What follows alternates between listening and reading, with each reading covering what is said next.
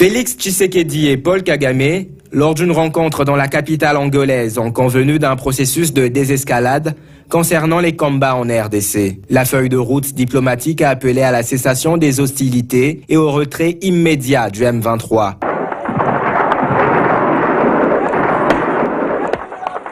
Mais les combats ont éclaté dès le lendemain dans le territoire de Rutshuru au Nord Kivu, entre l'armée congolaise et le M23, qui se dit pas concerné par la déclaration de Luanda.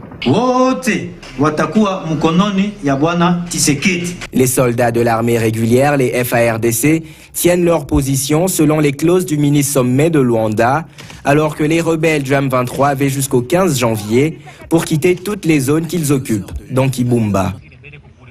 L'insécurité en RDC est alimentée par un engrenage complexe, mêlant géopolitique, rivalité ethnique et nationale, ainsi que bataille pour le contrôle des ressources naturelles qui abondent dans l'est du pays. Les combats ont ravivé les tensions entre la RDC et le Rwanda voisin, dont certaines remontent au génocide rwandais de 1994, où environ 800 000 Tutsis et Hutus modérés ont été tués par des membres de l'ethnie Hutu. Cette situation avec les massacres qui s'enchaînent sur des femmes, sur des populations innocentes, ne peut que nous occuper au plus haut point. La concurrence pour les ressources et les luttes d'influence en RDC ont également aiguisé les rivalités de longue date entre le Rwanda et l'Ouganda. Des accusations mutuelles par la voix du chef de l'État Félix Tshisekedi, la RDC accuse le Rwanda de soutenir le M23, principal groupe rebelle qui s'oppose à l'armée congolaise dans l'est du pays. Le problème aujourd'hui de l'insécurité dans la région des Grands Lacs s'appelle le Rwanda. Pour sa part, Kigali accuse la RDC, son armée, de préparer la guerre. Le problème de la République démocratique du Congo concerne les Congolais eux-mêmes et qu'on ne devrait pas le mettre sur le dos des autres jusqu'à penser une guerre contre le Rwanda. Avec le soutien du Rwanda, les rebelles du M23 avaient attaqué plusieurs positions de l'armée congolaise dans le Nord Kivu, notamment en envahissant une base militaire congolaise et en prenant le contrôle de Bunagana, une ville commerciale proche de la frontière ougandaise. Bintou Keïta, chef de la MONUSCO, mission de l'ONU, avait averti que le M23 représentait une menace croissante pour les civils. La résurgence du M23 a perturbé la vie quotidienne d'une population civile qui a déjà souffert de l'insécurité persistante et de l'éruption du mont Nyiragongo l'année dernière. Les attaques du M23 ont visé à faire pression sur le gouvernement congolais pour qu'il réponde à ces demandes. Les rebelles veulent un dialogue direct avec Kinshasa et espèrent l'application d'un pacte de 2013 connu sous le nom d'accord de Nairobi, signé avec le gouvernement de la RDC, qui leur accorderait l'amnistie et les réintégrerait dans l'armée congolaise ou dans la vie civile. Tout problème ne peut se résoudre qu'autour d'une table. Et donc, pour moi, cette rencontre valait son pesant d'or et il faut y croire.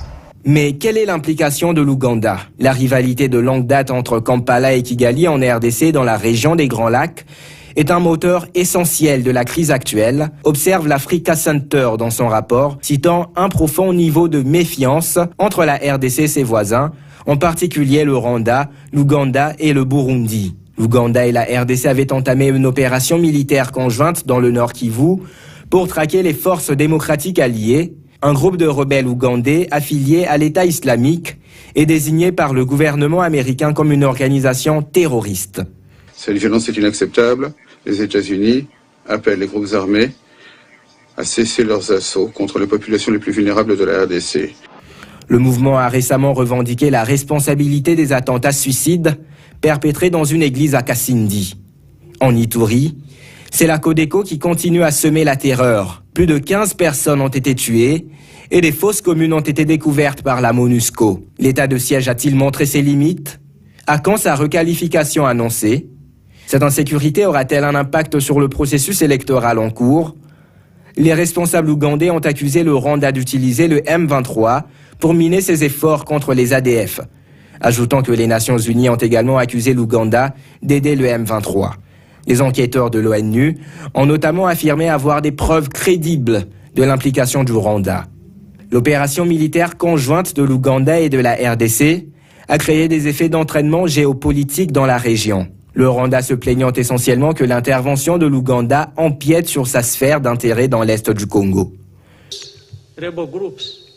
Plus de 100 groupes armés, vous le saviez, ils sont toujours en conflit pour je ne sais quoi. Tous ces groupes n'existaient pas à cause du Rwanda. Peut-être s'ils avaient été avec le Rwanda, ils auraient été ensemble. Les combats portent aussi sur le contrôle des vastes ressources naturelles de l'Est, notamment le diamant, l'or, le cuivre et le bois. Le pays possède aussi d'autres minerais, tels que le cobalt et le coltan, nécessaires à la fabrication de batteries pour les téléphones portables, divers appareils électroniques et les avions. Il existe de nombreux éléments suggérant que les factions rebelles soutenues par l'Ouganda et le Rwanda, notamment le M23, contrôlent des chaînes d'approvisionnement stratégiques, mais informelles, reliant les mines des Kivu aux deux pays. Ces groupes utilisent les gains qui découlent de ce trafic pour s'approvisionner en armes, recruter et contrôler des mineurs artisanaux et payer des fonctionnaires corrompus, des douanes et des frontières congolaises, ainsi que des soldats et des policiers. Alors, comment résoudre la crise ? La RDC, qui a accepté de s'insérer dans le bloc régional de la communauté d'Afrique de l'Est, a répondu à l'appel lancé par celle-ci pour qu'une force de sécurité régionale dirigée par le Kenya protège les civils et des armes de force les combattants qui ne déposent pas volontairement leurs armes. C'est une réponse par rapport au communiqué de Luanda. S'il y en a qui estiment qu'ils ne peuvent pas obéir aux ordres donnés par sept chefs d'État, et ça, c'est grave. C'est un désordre. Ils doivent déposer les armes. Et la réponse est là. Sur terrain, la force régionale n'est que l'ombre d'elle-même. Ce qui engendre une crise de confiance entre elle et la population et des manifestations populaires de la société civile. Le gouvernement congolais affirme qu'il veut que le M23 quitte la RDC sans condition et selon l'accord de Luanda. C'est un tournant décisif pour la pacification de la province de l'Ituri. Le groupe d'autodéfense populaire de l'Ituri, MAPI en sigle, répond favorablement à l'appel du chef de l'État, Félix Antoine Tshisekedi Tshilombo. Ces mouvements s'engagent à ceci. Les hostilités et adhérer au PDDRCS, c'est ce lundi devant les membres du comité provincial de sécurité. Nous remercions sincèrement son Excellence, Monsieur le Président de la République, Félix Antoine Tshisekedi Tshilombo, le gouvernement provincial de l'Ituri par l'entremise de son Excellence, Monsieur le gouverneur Johnny Luboya Kashama, pour les efforts consentis afin de procéder par un moyen de la sensibilisation de différents groupes armés à la province de l'Ituri et les initiatives de paix par lesquelles toutes les communautés sont appelées à adhérer pour qu'une paix durable règne à la province de l'Ituri. Occasion pour le gouverneur militaire de l'Ituri, le lieutenant-général Luboya Kashama Johnny, d'appeler les signataires au respect de leur serment avant de réaffirmer que tous les auteurs de l'insécurité dans cette province seront poursuivis par la justice. Aujourd'hui, c'est un grand jour. Pourquoi? Ceux qui sont restés à côté sont venus et ont accepté aussi de signer un acte d'engagement. Nous sommes complets parce que tous les groupes armés que nous avions ici, les groupes d'autodéfense et tout, sont présents. Et donc, nous pouvons cheminer ensemble. Et aussi, je pense que c'est un jour de réconciliation. Parce que le fait qu'ils étaient à l'écart, cela signifiait qu'ils avaient encore des revendications ou qu'ils avaient aussi des réclamations contre les autres. Mais aujourd'hui, ils sont venus, ils nous ont rejoints. Et donc, c'est un grand jour de réconciliation. Cet acte d'engagement est salué par les leaders politiques et notabilités de la place. Je salue cet événement, d'autant plus que je sais que c'est le résultat des efforts multilatéraux chapeautés par les gouverneurs militaires qui ont abouti justement à ce résultat.